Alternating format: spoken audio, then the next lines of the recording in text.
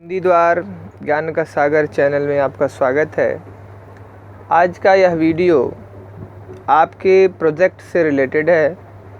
जैसा कि हम जानते हैं 2020 के इस नए मॉड्यूल में आपको 20 मार्क्स का प्रोजेक्ट जो है शामिल कर दिया गया है। प्राय सभी सब्जेक्ट्स के लिए यह लागू किया गया है। तो जाहिर सी बात है हिंदी भी हमारी इससे जो है बच तो सकती नहीं है। तो हिंदी परियोजना प्रोजेक्ट कैसे किया जाए, इस पर हमने एक वीडियो बनाना ज़रूरी समझा। और प्रोजेक्ट तो आप लोगों के लिए तो मैंने लिख ही दिया है, और यह प्रोजेक्ट एक तरह से सुझाव है।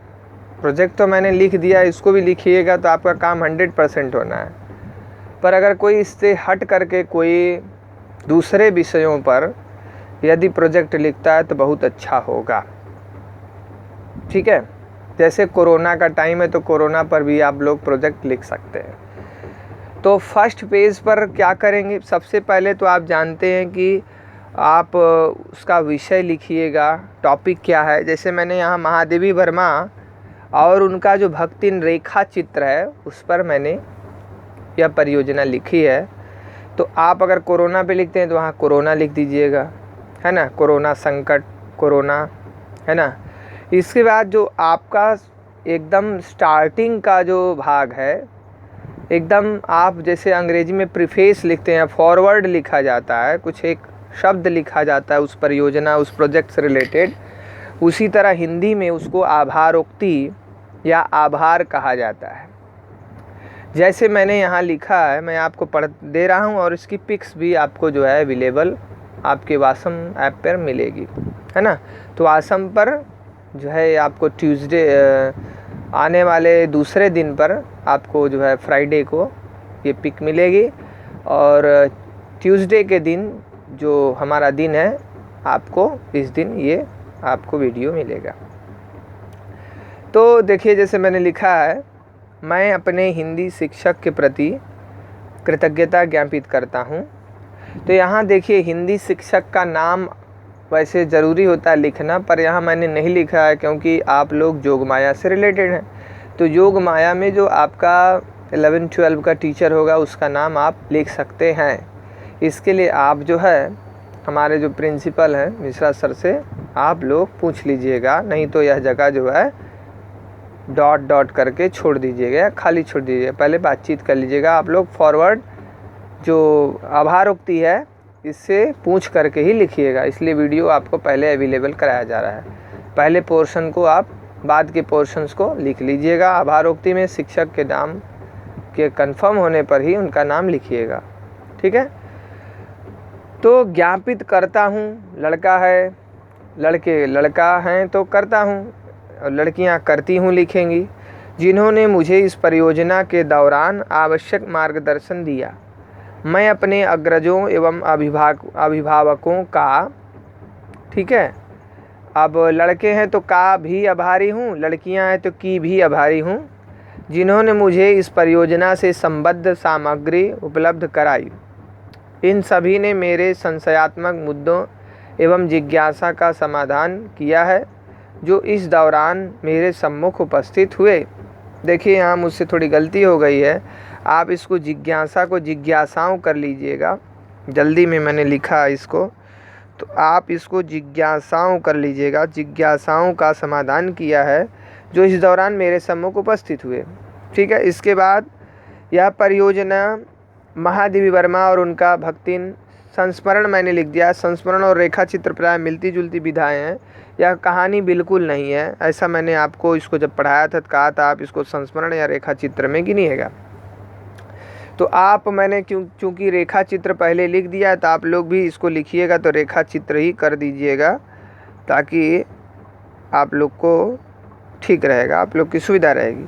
अच्छा, अगर कोई कोरोना लिख रहा है तो यहाँ परियोजना के ये टाइटल के जगह पर आप जो है कोरोना लिखिएगा, कोरोना का संकट या जो भी है। और यहाँ पर थोड़ा आपका चेंज हो जाएगा, कोरोना लिखिएगा। तो मैंने जो लिखा है मैं वही बता रहा हूँ। महादेवी जी के साहित्यिक परिचय एवं कृतियों के साथ उनके इस संस्मरण का विवेचन है। अगर आपका जो है कोरोना रहेगा तो आप बताइएगा यह परियोजना वर्तमान कोरोना कालीन स्थिति, कोरोना महामारी के प्रचार और प्रसार से संबद्ध है। इसमें कोरोना महामारी के प्रादुर्भाव या उद्भव, या उसके आप हिंदी में उद्भव लिख सकते हैं, या आविर्भाव, ये सब आपको कठिन शब्द लग सकते हैं, तो आप इजी वर्ड उत्पत्ति लिख सकते हैं। कैसे कोरोना महामारी की उत्पत्ति, विस्तार और वैश्विक संकट का विवेचन है, इस तरह लिखिएगा। कोरोना लिखते हैं तो इस परियोजना में मैंने भक्तिन लिखा है तो भक्तिन लिखूंगा, आप कोरोना लिखिएगा तो कोरोना के विविध पहलुओं पर विचार विमर्श शामिल है। गुरुजनों एवं सुधीवृंद का सादर अभिनंदन है, वे इस परियोजना का यथोचित मूल्यांकन करेंगे, ऐसी आशा के साथ धन्यवाद। ये देखिए मेरे शब्द हैं, तो आप अपने शब्दों में भी लिखिए, नहीं तो यही उतारिएगा। यहाँ पर विद्यार्थी या विद्यार्थिन का नाम रहेगा, दिनांक रहेगा। ये आपका एकदम फर्स्ट का स्टार्टिंग पेज होगा। सेकंड पेज में आप जो है क्या क्या उसमें सीरियल वाइज, सीरियल नंबर से क्या क्या टॉपिक है उसको लिखिएगा। जैसे मैंने महादेवी जी पे लिखा है तो महादेवी जी का परिचयात्मक विवरण मैंने दिया है, तो आप कोरोना पे लिखते हैं तो कोरोना का परिचय दीजिएगा, कोरोना महामारी क्या है ना, छोटे में। दूसरा मैंने, या आप दूसरा सब टॉपिक जो होगा रचनाएं एवं पुरस्कार मैंने दिया है, तो आप बताइएगा उसकी उत्पत्ति कैसे हुई, है ना। तीसरा मैंने लिखा है महादेवी जी की भाषा शैली, तो आप लिखिएगा कोरोना का कैसे लक्षण जो है दिखाई दिया, क्या क्या लक्षण हैं। इसके बाद जैसे मैंने लिखा है भक्तिन रेखा चित्र का सारांश, तो आप बताइएगा कि कोरोना जो है जो महामारी है वह कैसे जो है दुनिया में फैली, इसका प्रचार और प्रसार लिखिएगा। इसके बाद जैसे मैंने लिखा है भक्तिन रेखा चित्र की समीक्षा, तो आप बताइएगा अभी तक उस पर क्या काम काज हुआ है उसके निदान के लिए, उसको डायग्नोस्टिक, उसके जो क्या क्या काम हुए हैं उसको, उस बीमारी को, इस बीमारी को ख़त्म करने के लिए। छठा मैंने लिखा है जैसे कि इस रेखा चित्र का उद्देश्य, देखिए यहाँ उद्देश्य लिखा है छठा, तो रेखा चित्र का उद्देश्य होगा। इसके बाद आखिरी जो है परियोजना का उद्देश्य क्या है, इस प्रोजेक्ट को लिखने का क्या एम है, यह मैंने लिखा है, या मैंने आपको फर्स्ट पेज दिखा है। तो फर्स्ट पेज पर इस तरह लिखिएगा। इसके बाद जो आपका एकदम शुरुआत का, अब जहाँ से आप प्रोजेक्ट लिखना आरंभ करेंगे, ये तो रहा आपका सीरियल नंबर और ये सब। अब महादेवी जी का देखिए, महादेवी जी की रचनाएं एवं पुरस्कार मैंने जो लिखा है हम आपको दिखाते चल रहे हैं, आप देखते रहे हैं। मैं इसका पिक ज़रूर भेजूँगा, पर वीडियो बनाना है तो आपको दिखाना है। आप देखिए मैंने छोटे छोटे अक्षरों में लिखा है, आप बड़े अक्षरों में लिखिएगा तो ये पेज आपका बढ़ सकता है। तो इसका मतलब एक नंबर से यह नहीं है कि हम दो जो है यहाँ पर हम इसको इतने पेज में ही लिखेंगे, आप सोच लें सर ने तो ऐसे लिखा है, नहीं। आपकी राइटिंग बड़ी बड़ी है तो ये पेज भी बढ़ सकता है। आपको प्रोजेक्ट की जो एक्सरसाइज बुक मिलेगी वो बड़ी ही रहेगी, उसमें काफ़ी पेजेस रहेंगे, तो आप बड़े बड़े अक्षरों में लिखिएगा तो आपका ये जो मैंने लिखा है रचनाएं, ये रचनाएं ही एक पेज में हो जाएगा। इसके बाद पुरस्कार एवं सम्मान जो मैंने लिखा, ये पुरस्कार और सम्मान भी आप एक पेज में लेके चल जाइएगा। इसके बाद जो आपका सॉरी यहाँ थोड़े भूल हो गई, फर्स्ट पेज पर महादेवी जी का परिचय हम लिखेंगे। ये देखिए मैंने एक पेज का लिखा, यहाँ मैंने कुछ दिशा निर्देश भी दिया है। जैसे इनकी माता का नाम हेमरानी देवी था। अब देखिए माँ के बारे में और भी इन्फॉर्मेशन थी, क्योंकि मैं लिख रहा था तो मुझे उस समय याद नहीं आई, तो मैंने यहाँ पर इसको ऐड किया है और लिखा है ऐड इन एबव पैरा। तो आप उस पैराग्राफ में इसको ऐड कर दीजिएगा। बाल्यकाल में माता हेमरानी देवी के गीत, भजन आदि के द्वारा इनका ध्यान साहित्य पर गया और छोटी उम्र से ही 4-5 पंक्तियाँ रचती और गाती थीं। इसके बाद देखिए यहाँ इनके पति का नाम जो है छूटा हुआ है, पति का नाम स्वरूप नारायण वर्मा था। यहाँ मैंने देखिए स्टार मार्क्स दिया है। पति स्वरूप नारायण वर्मा के साथ इनके मित्रवत मधुर संबंध कुछ समय तक जरूर बने रहे, परंतु बाद में ये साध्वी की तरह एकांतिक जीवन जीने लगी। ठीक है, तो मुझे पढ़ने की ज़रूरत नहीं क्योंकि आपको इसकी पिक जो है भेजी जाएगी। मैं एक जगह से दिखा रहा हूँ कहाँ कहाँ आपको सावधानी रखना है। ये आप एकदम फर्स्ट पैरा मतलब एकदम पहले पेज में महादेवी जी का जीवन परिचय लिखिएगा। ये आपका मैंने कहा पहला पेज, तो पहला पेज आपका बड़े अक्षरों में लिखिएगा तो ये 2 पेज का भी हो सकता है। दूसरा मैंने बताया ये रहेगा, मैंने नंबरिंग कर दी है। तीसरा आपका जो रहेगा, आपका तीसरा है जिसमें महादेवी जी की भाषा शैली, मैंने वहाँ सीरियल वाइज जो होता है एसआई में लिखा है, तो इसलिए आपको कोई तकलीफ़ नहीं होगी, उसी के मुताबिक इसको मैंने यहाँ दिया है। ठीक है, और कुछ एक जगह पर आपको राइटिंग की दिक्कत हो सकती है, तो आप अक्षरों को इतना तो मैंने गंदा नहीं लिखा है कि आप समझ नहीं पाएंगे। बहरहाल फिर भी मैं बता दे रहा हूँ, जैसे इनके यहाँ पर इनके होगा, इसके बाद रचना है ना भाई, मैंने अपने हिसाब से लिखा है तो कुछ एक हेर फेर तो होगी। इसके बाद उसी पेज का ही आपका प्रिय अलंकार है, जो मैंने यहाँ लिखा था प्रिय अलंकार है, यहीं पर ही मैंने उसका एक एग्जाम्पल दिया। ले उषा ने किरण अक्षत हाथ रोली, रात अंकों से पराजय राग धोली। आप उसी में भाषा शैली में ही इसको ऐड करिएगा। इसके बाद जो चौथा भाग है कहानी का सारांश है, तो कहानी का सारांश देखिए मैंने 4A लिखा है, 4A, क्योंकि यह बहुत बड़ा है सारांश, तो 4A इधर हो गया। इसके बाद आपका 4B हो गया, ये पूरा आपका 4B हो गया है ना। आप पूरे 4B को जो है इसमें ये किए हैं। इसके बाद 4C ये पूरा आपका है ना।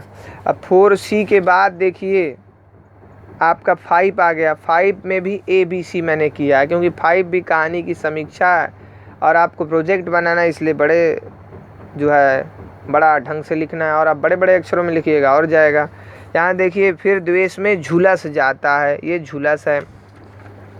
इसके बाद 4C मैंने आपको बता ही दिया 4C, ये 5A है। 5A के बाद ये आपका 5B है। देखिए 5B मैंने आपको बताया था कि किसी कहानी की समीक्षा कैसे करते हैं। मैंने जब शुरुआत में जब पढ़ा रहा था तो दासी कहानी जो कि आउट ऑफ सिलेबस हो गया है अब रिड्यूस सिलेबस के मुताबिक, उसको मैंने लेकर के ये बात आपको बताई थी, है ना। तो आप जानते ही हैं क्या क्या पॉइंट्स होती हैं, तो आप उससे भी अनुमान लगा सकते हैं इसके बाद क्या पॉइंट आएगी। 5B है। 5B के बाद इसमें 5C भी इंक्लूड है। 5C देखिए 5C है ना। अच्छा, जो मैंने यहाँ पर उदाहरण के लिए जो लाइनिंग लिखी है, जैसे हम कुकरी बिलार ना होए हमार मन, ये सब जो लाइन है आप इसको ब्लैक इंक से लिख सकते हैं। आपकी ये फाइल है, तो फाइल में आप जो है प्रोजेक्ट है, तो आप इसमें जो पॉइंट मैंने लिखा है संवाद या कथोपकथन, आप इसको स्केच पेन से भी लिख सकते हैं, ऐसा मेरा मानना है। बहरहाल आप अपने जो है टीचर्स से बोर्ड से जो है आप भली भांति परिचित हैं, आप जो है प्रिंसिपल सर से, मिश्रा सर से पूछ लीजिएगा कि आपको वैसे मैं जानता हूँ जहाँ तक कि स्केच पेन वगैरह का जितना आप इसको सजा सकते हैं सजाइए, ऐसा ही होना चाहिए, ऐसा ही होगा। ठीक है, तो आप भाषा शैली देखिए, भाषा शैली मैंने दिखाया। इसके बाद 5D वही समीक्षा है, बहुत बड़ा होता है, बहुत बड़ी समीक्षा है। देखिए मैंने यहाँ पूरी समीक्षा जो है 5D की है। इसके बाद आपका 6 जो आएगा, रेखा चित्र जो था उसका क्या उद्देश्य था, तो आप कोरोना का उद्देश्य तो लिखिएगा नहीं, ये ध्यान दीजिएगा, आप कोरोना का उद्देश्य बिल्कुल मत करिएगा। आप कोरोना पर अगर लिखते हैं तो कोरोना का उद्देश्य बिल्कुल मत करिएगा, आप परियोजना का उद्देश्य जो है छठा करिएगा। जैसे देखिए मैंने लिखा है, अलग अलग पेजेस में होंगे इसलिए मैंने नंबरिंग की है। ठीक है, तो ये आपका आज का वीडियो रहा। अच्छा, कोरोना पर भी मैंने कुछ एक लिखा है, वह भी मैं आप लोगों को पिक शेयर करूंगा, लेकिन बेहतर होगा कि आप लोग गूगल बाबा का इस्तेमाल करते हुए, और आपको तो बहुत सारी सुविधाएं हैं, तो कोरोना के बारे में बहुत सारी जानकारी आपको मिल सकती है। उन सब जानकारियों को लेते हुए कोरोना पर आप फाइल जो है बना लेंगे। अच्छा होगा कि आप डिफरेंट सब्जेक्ट्स पर जो है मतलब डिफरेंट टॉपिक्स पर फाइल बनाएं तो बहुत अच्छा होगा, नहीं तो फिर आप इसी पर सब कोई बना लें, अच्छा ही होगा। ठीक है, तो आज के इस वीडियो में इतना ही। फिर हम लोग सारा आकाश जो कि चल रहा है हमारा, देख रहे हैं, कोई वीडियो भी नहीं देख रहा है, वीडियो नहीं देख रहा है, ना लाइक करा, ना कमेंट करा, कुछ भी नहीं कर रहा। तो आप उसको लाइक करिए, कमेंट करिए, उसमें इम्पोर्टेंट लाइंस जो बताई जा रही हैं उसको देखिए। और परीक्षा जो है आपकी, कोरोना का अभी कोई ठिकाना नहीं है, ध्यान में रखिए कि मार्च में या फरवरी के एंड तक होगी, तभी आपको समय है। मैं सारा आकाश पर भी आपको क्वेश्चन दूंगा, मैं ये बार बार अपने हर एक वीडियो में कहता आ रहा हूँ। ठीक है, तो हम लोग फिर जो है सारा आकाश जो पढ़ रहे थे उसी पर मिलेंगे। तब तक के लिए धन्यवाद।